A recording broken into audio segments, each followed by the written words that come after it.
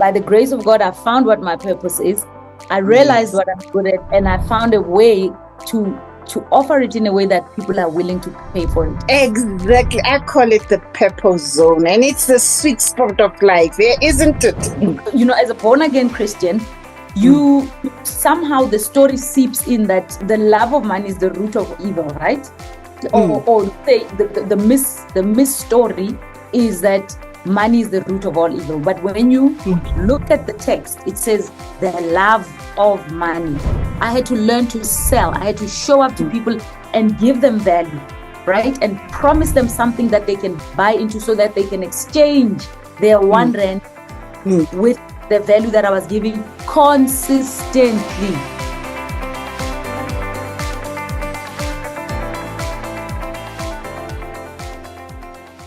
To purpose and prosperity seekers, you are here because you refuse to separate money from purpose.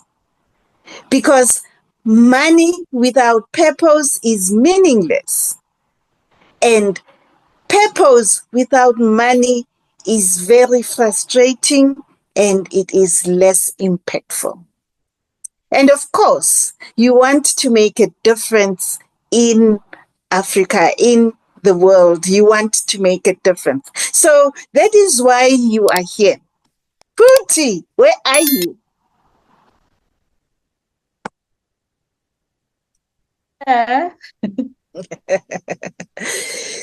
Yo, Phuti, I met Phuti from Untando Maseko, and I was looking at this young woman who is so confident, who tells us about our money mindsets, and she's bold, you know. And I said, oh, no. Phuti must come to UPPA. Thank you so much for being here at UPPA, Phuti. Now, what I would like is for you to introduce yourself. Thank you so much, Ma. Thank you for the invite. I'm so engrossed in what you're teaching. I'm taking notes. You know, that's how I always have an open mind, because I believe you can learn from any situation in life. So thank you so much for having me. I'm very excited. So as someone who's trained in finance and human behavior, I've really watched how, especially women who are earning well, are struggling with overcommitment, lack of boundaries, you know, lack of confidence in their money decisions. And, you know, because I'm a chartered accountant turned business coach and financial resilience strategist, I've now decided to I've made it my decision to help women to, first of all, build boundaries around their money, build financial resilience, and make well-formed decisions, more so when it comes to money, right? Because statistically, women are making about 60%, if not more, of the money decisions. And yet research tells us that many women would rather talk about their funeral rather than talk about money. So we have a big problem there. It means the decisions we're making are 7 steps behind where we're supposed to be, right? That's the reality. So I do that so that at the same time, while I'm teaching women through neuroscience techniques, I'm teaching them the money skills. I'm teaching them the skills to be able to build wealth while at the same time enjoying the achievements and being able to support their families. Because I don't believe that anyone deserves to earn so much, achieve so much, and yet still feel stuck, feel out of control, and unable to move forward confidently when it comes to money. That's in a brief what I do and who I am. You know. Thank you so much. So, yes, she is the chartered accountant who prefers more to be a coach and a businesswoman. That has to be specified. You have diverse portfolios, many income streams. So for you, it is the chartered accountant, which is more about compliance. You would rather give it to somebody else, and you oversee how to generate wealth and how to help others do the same. Absolutely, absolutely. And Ma, you mentioned the ikigai. For me, Yeah. the ikigai is what made a difference in my life because you Yes. know the four elements. I learned what the world was looking for. Mm.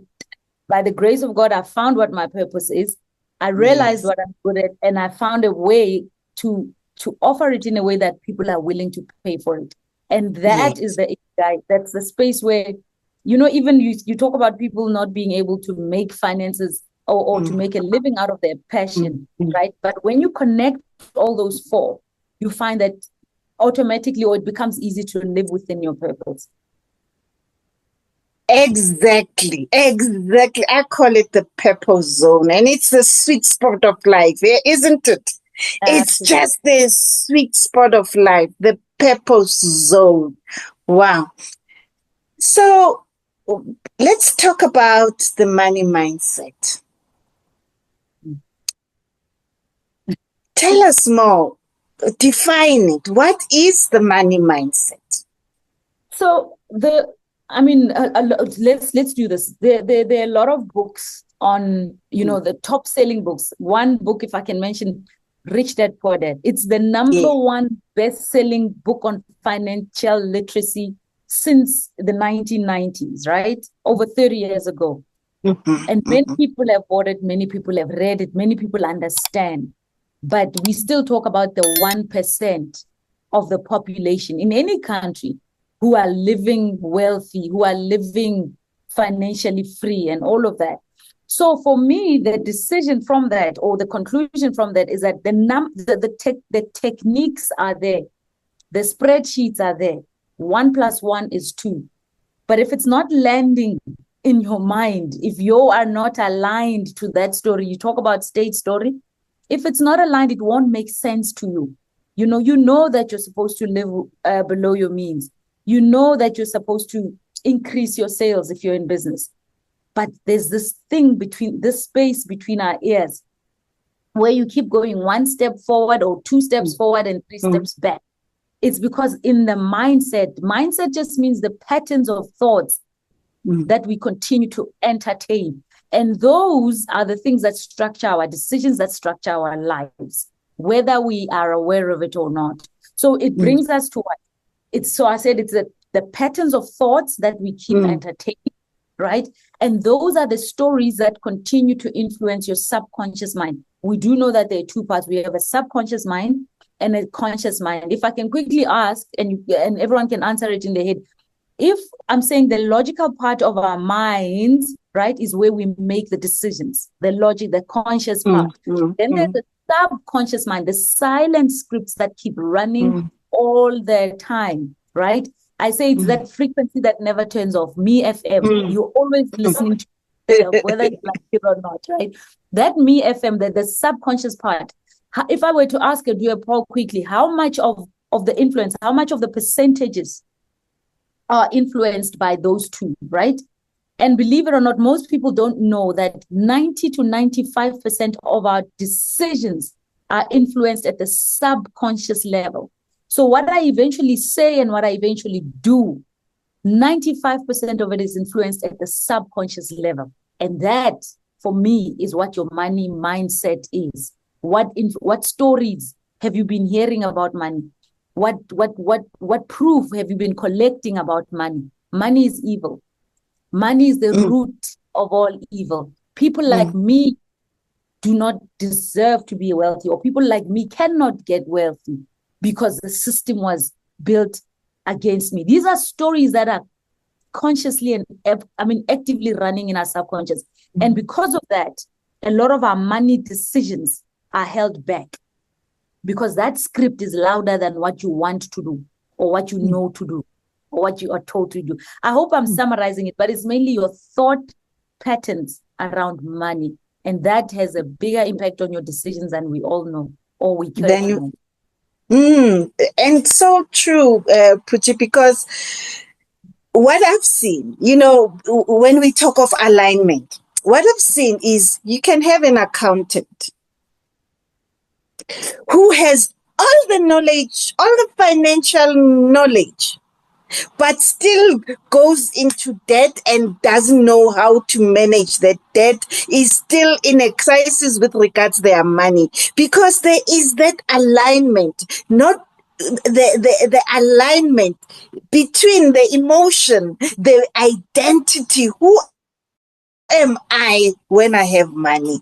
Who am I with money? So there is that alignment that we need to have to be able to, that alignment between state and story, your belief systems and mindsets. That's the story, the belief systems and mindsets, and the state, so there has to be that alignment. That's why we speak of the neuro linguistic and the language that you speak, the internal dialogue, and even the external dialogue. Remember when we were saying, I am fearfully and wonderfully made, that it doesn't work. So there has to be that alignment around money, particularly around money. And Mom, if I can say something, a big part of your mindset is influenced by your values and your beliefs. Your values are those things that you deem important, right? And then your beliefs are the things that you hold to be true no matter what. What I mean by that is this. I can be told that when you're a chartered accountant, you make all the money in the world, let's say, right? Now I become a chartered accountant, but at the core of who I am, what I hold to be true is that Black women cannot create wealth, right? Yes. Black women cannot keep marriages. This is a big story that's going around. Internally, because it's proven, it's science, it's biology. Spiritually, we find a lot of this in the Bible as well. Internally, when you talk of alignment, I can never outlive my own identity of self. So if my identity is that I want to keep a happy marriage, and wealthy women cannot keep marriages, do you realize there's now a misalignment? So I'll say something, but my actions will tell me something. So what I tell you with my mouth is what I believe or what I know. But what I do is what I subconsciously believe. And this is what we call now self-sabotage. Yes. You keep 2 steps forward, 3 steps back, 2 steps forward and 3 steps back. Another example I like using is, I once had a client, she's from Lesotho, right? And my understanding there is she wanted to lose weight. The money story is usually a symptom. When we dig deeper, there are other issues that will ultimately, how you do one thing is how you do everything, right? But long and short, in one of the issues, she wanted to lose weight, right? Doing everything, going to the gym, eating right. But subconsciously, based on her background, a woman, once you start working and turn a certain age, you must show that you're a woman. So you must be a little bit bigger. Yes, I was saying this client of mine, because there's a conflict internally, she knows she needs to lose weight. But her identity is that once you get to a certain age and you are earning income, you need to show that by getting hips and look and be rounded, right? So you can see that her efforts are always in conflict. Yeah. Because we call it the inner civil war. Inner civil war. There's a war within. Oh my goodness. There's an inner civil war within if you are not aligned. So there she was. She wants to make money, but she believes she can't make money. Money is going to make her lose her marriage. That's an inner civil war. Now there is an inner civil war within Africans that has to do with apartheid. I know people say, no, you cannot go back. We must not go back. It is a lie. It is a lie, because we have to be. I'll tell you, for example, what my mother told me. She said to me, by the way, my mother, more as independent as she is, my mother is very independent. At 90, she's still driving her own car.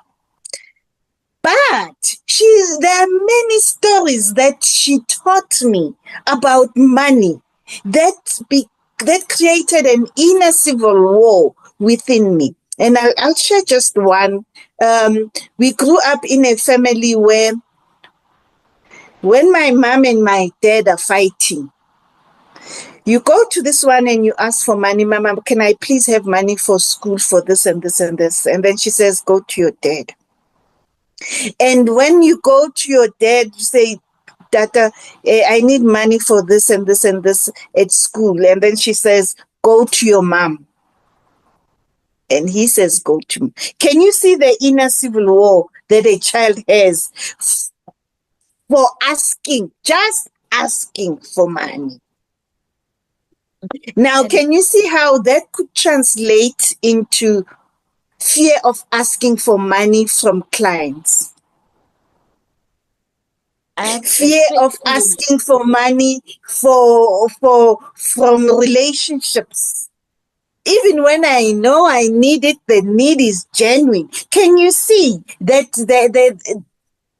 Yeah. So that was about the past, and I'm talking about that not necessarily in the context of our history, but in the context of our of apartheid and colonization. Black people were not supposed to make money. Black people were not supposed to make money. They were supposed to be servants, not make money. So we need to unearth those things that are in the unconscious mind. Wow, Phuti. So now, what are you saying? Are we supposed to not want money? The narrative is... Or let me put it this way. Are we supposed to love money? Are we supposed to love money? Because that's conflict. That's a conflict. And so I'll tell you one I identified with, as a born-again Christian, somehow the story seeps in that the love of money is the root of evil, right?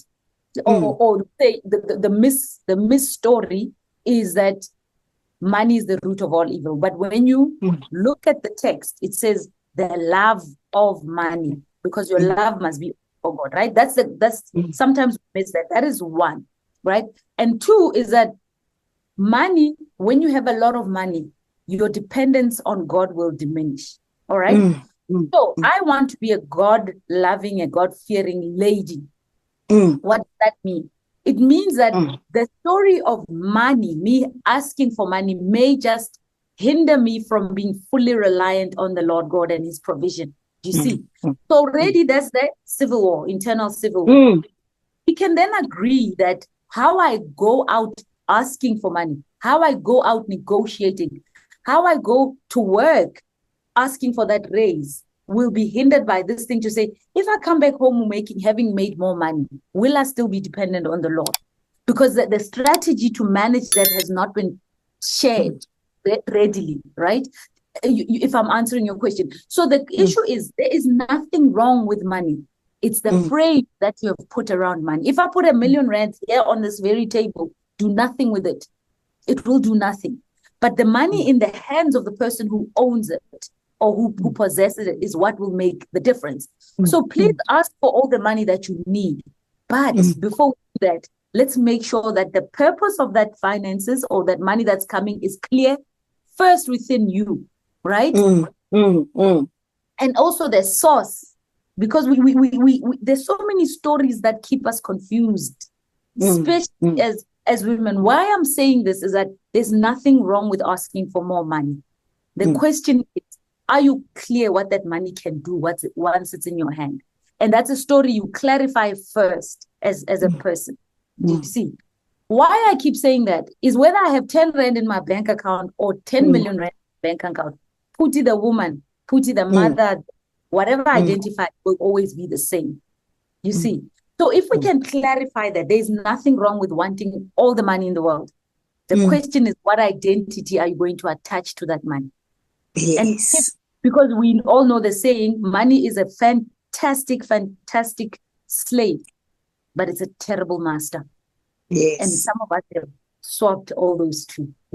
Yes. So there's nothing wrong with asking for money. The question is, are you clear what the purpose of that money is? Of that money. Do you trust yourself with that money? So it's like you need to learn to trust yourself. You need to learn to say, you know what, God, you can entrust me with the money because you are my ultimate provider.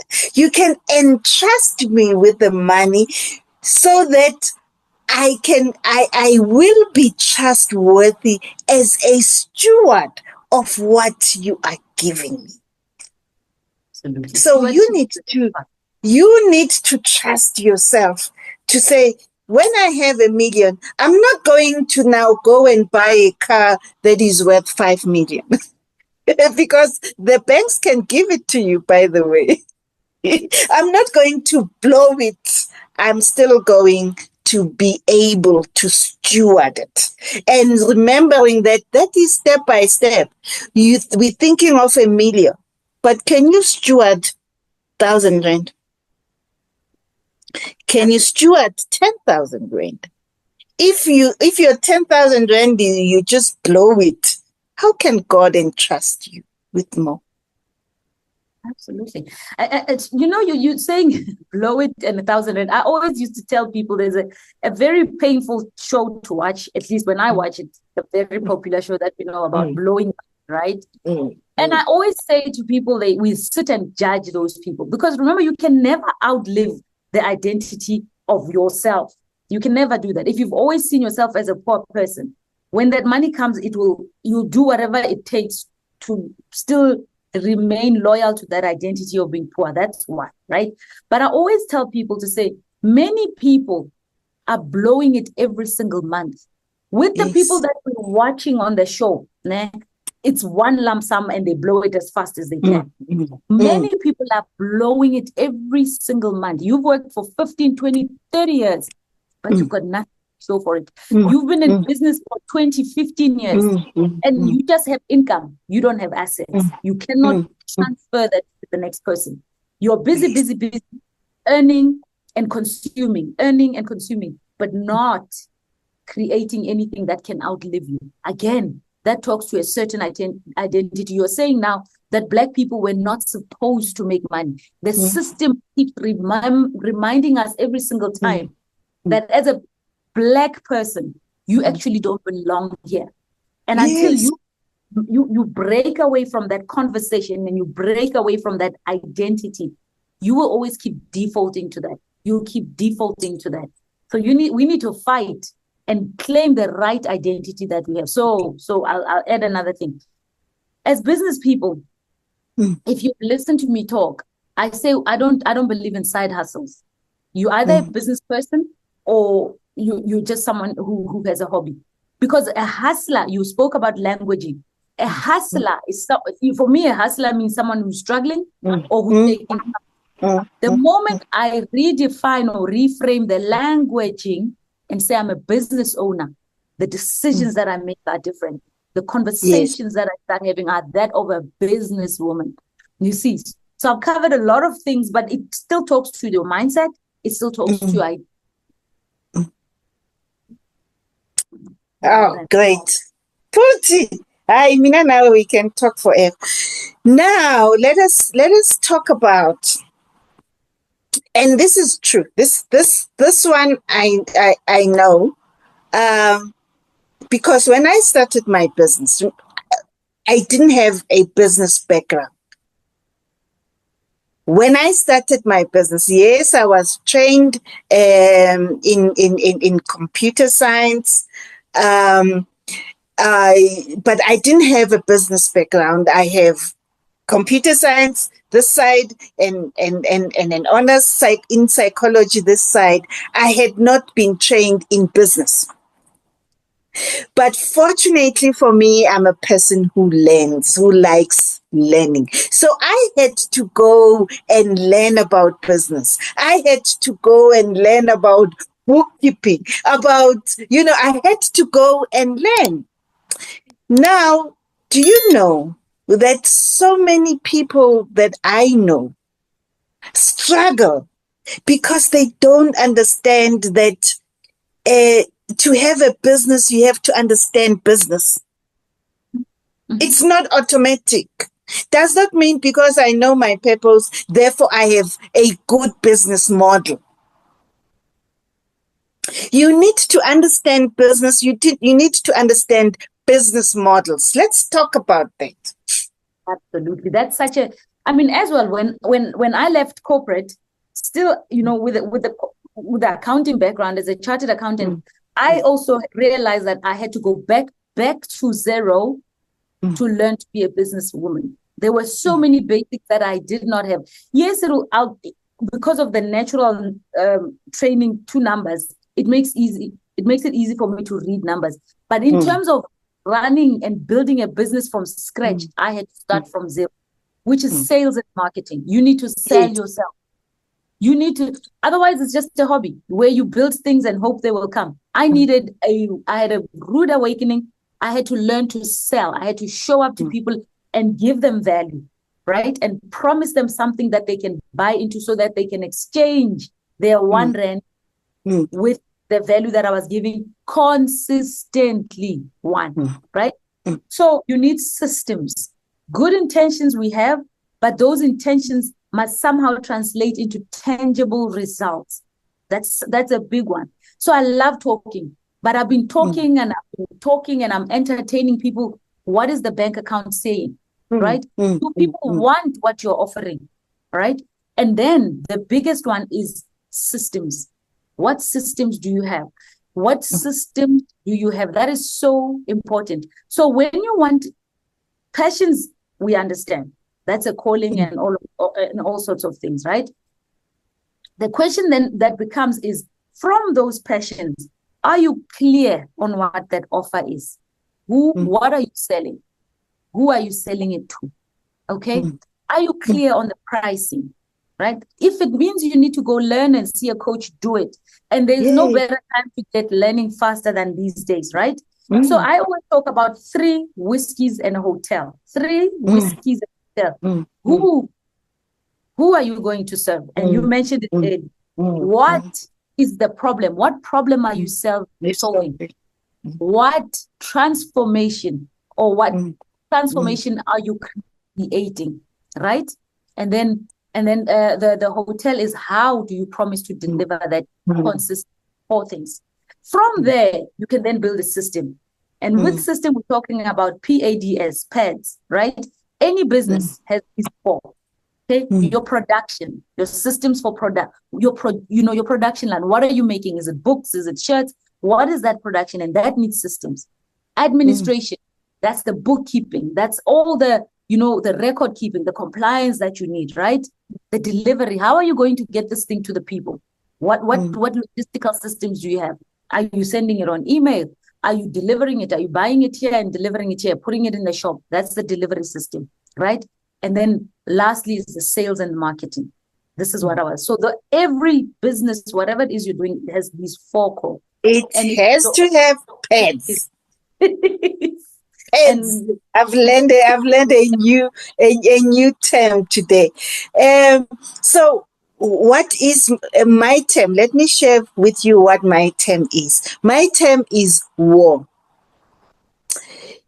Your target client must be at war. What does that mean? It means they must be willing, able, and ready to pay. It's no point in targeting a client who is not at war, who is not willing to pay for the services, who is not able to pay and ready to pay. So make sure that when you choose a target market, it is those that are at war, willing, able, and ready to pay. That's another thing. I just want to share something because I've been asked about it. So the people who say, "Oh no, I don't do free events," and I feel I need to clarify this. I do UPPA Conversations for free. Why? Why is it free? Does it mean I don't understand money? No. Because there are business models that start with a freemium thing. You use Facebook, you use it for free, but if you want to do other things with it, you need to pay. And there is so many other programs that Zoom. You use Zoom.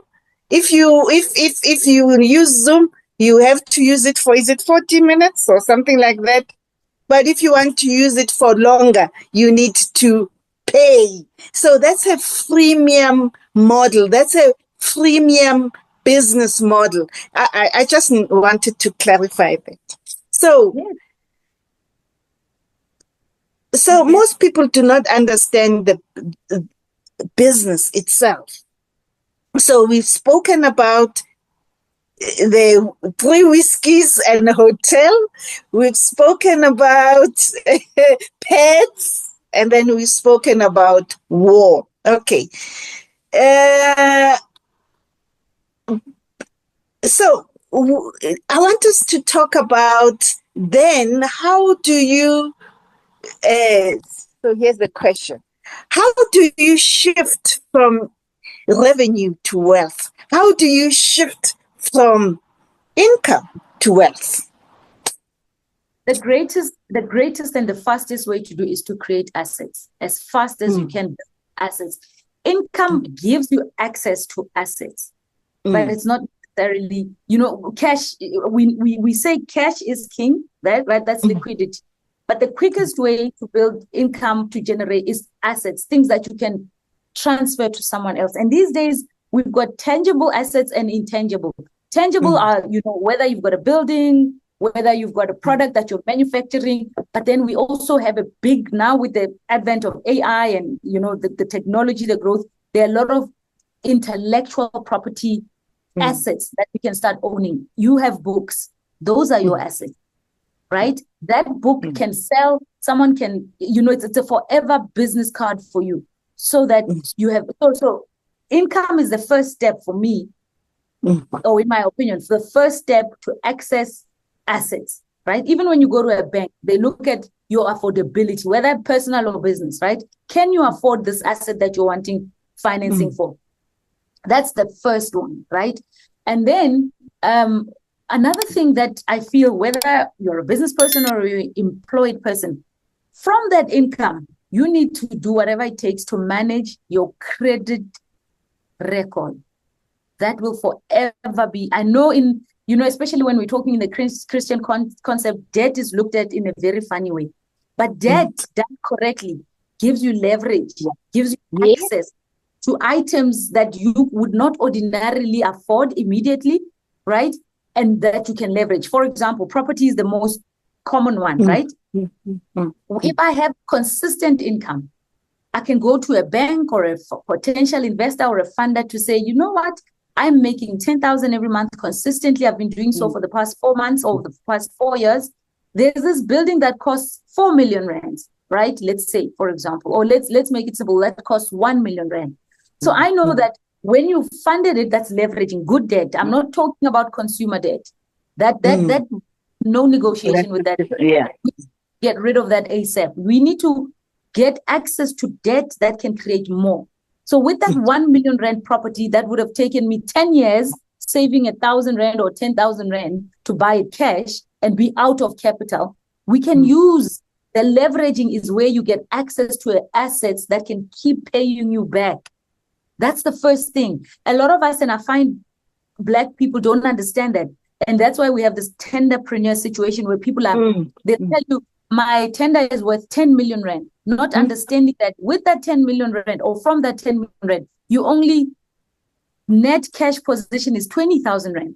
And that means you're limited in the number of assets that you can start acquiring that will be able to take care of you. So the biggest thing is, I don't say ownership, but I mean more control, because ownership then talks to the business structuring and stuff. I'm talking control. What can you control in your favor so that you can build or buy or have access to more assets, and those assets will make babies for you, will make money babies for you. Money. The Get as many assets as you can first. Yes. Yes. And make sure that you understand the assets that you are buying. So just giving you an example. You, as soon as you have a house, then you have an asset that you can use to acquire other assets. It becomes your collateral. So you have money that can be used to acquire other assets, which will also give you income. So you have to understand that income is there to help you build assets. I'm repeating what you said. Income is there to help you build assets. And assets you leverage in order to create more assets, and that is where wealth comes from. I like this thing of understanding that when we think, like, if you are building wealth, you can't think short term. You want to think income, yes, that's short term. But once you think wealth, you have to be thinking long term. What do you say to that? That there is no other way. And again, this now brings us back. Before I carry on, biggest thing, the biggest asset any of us can have outside of our brain and the wellness of our brain is financial literacy. You will not believe how many people have been in business 10, 15, 20 years, but they don't have financial literacy. They don't understand these basic terms, assets, liabilities, income, expenses, simple things. You have to do whatever you need to do to become financially literate. I'm not saying get a PhD, just be financial. You know, the Bible says, get understanding. In all you do, what does it say? Get knowledge. Knowledge. And then in all you do, get understanding. You have got, I'm not saying be a chartered accountant, but understand what buying this thing will mean for your books. The money is going to go out there. It's going to come back in there, right? I even forgot what question you asked because I just wanted to say financial literacy. I forgot what the question was. Please repeat it for me. I lost my train. I forgot it too. Maybe someone will remind us as I now hand over to Pinky. Pinky is going to do the Q&A. Oh my goodness, I wish we had so much time. Pinky, please go ahead, do a Q&A. I hope our purpose and prosperity seekers have questions. Over to you, Pinky.